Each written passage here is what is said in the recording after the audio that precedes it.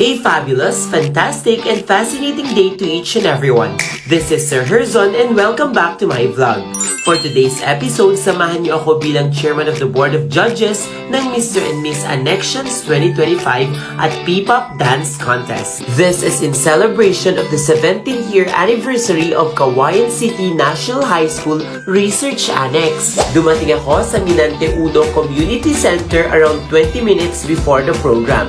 And ang saya na agad ng atmosphere. Nandito ang mga students, alumni, teaching force, at of course, ang napakaganda at napakabait na principal ng CCNHS Research Annex na si Ma'am Nida Aguilar Pinlac. Nag-start ang program with the first part of the ceremony kung saan nagbigay ng inspiring message ang kanilang guest speaker. Sinundan ito ng awarding of certificates sa mga proud alumna who successfully passed their licensure examinations. After that, pinakilala kaming mga panel of judges. And ayan na nga, the pageant officially began. Lumabas na ang mga candidates at wow! Lahat sila may angking kagandahan at kagupuhan. Hindi lang face card ang puhunan dahil pinakita rin nila ang galing nila sa production number. May sayaw, may energy at may presence talaga. After the production and introduction, inaward na ang iba't ibang sashes from different sponsors. Between categories, may mga raffle draws at nakakatouch din ang caroling activity ng student leaders para sa kanilang outreach. Talagang may puso ang program na ito. Then came the school uniform attire.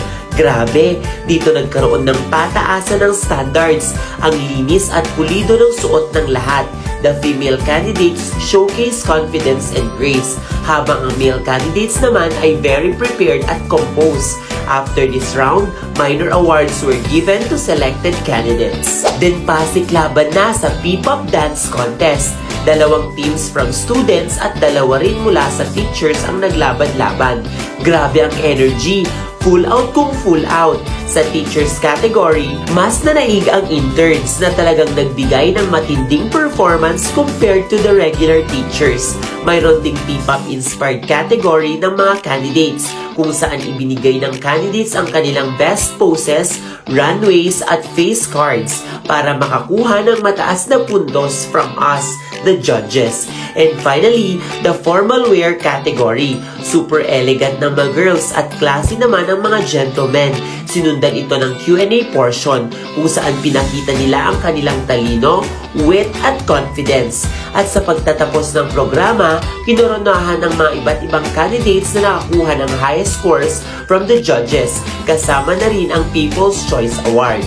And that concludes our wonderful day para sa CCNH Research Annex 17th Founding Anniversary.